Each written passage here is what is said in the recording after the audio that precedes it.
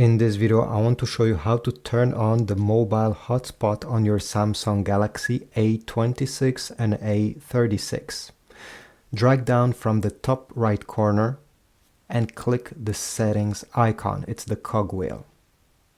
From here, you're going to select connections and then select mobile hotspot and tethering. We need first to turn on mobile hotspot. So tap on it and select turn off. This will turn off your Wi-Fi and turn on your mobile hotspot. Then you need to tap on mobile hotspot. Over here, you'll be able to see how much data you have shared. And then down below, if you want to connect your other device to the hotspot, well, you need to check for this. So you have network name that you can edit. This is the default one, but you can change it to something else. You can put your name there. Then you have the password that you'll have to enter on the other device to connect to this mobile hotspot. Again, you can edit this and create an easier to remember password.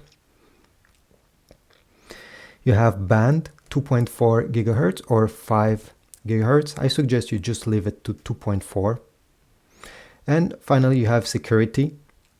Again, leave it to WPA2 personal. This is the easiest thing, in my opinion, especially with a password like this. Not many people will log in that are not supposed to.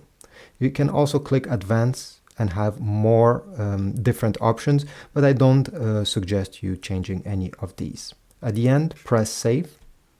And this is about it. Right now it's turned on and you can connect using any devices to your Samsung phone hotspot. You also have a QR code. So if, let's say, your friend is beside you, wants to connect to your hotspot, he just have or she just have to scan this QR code and will be able to connect.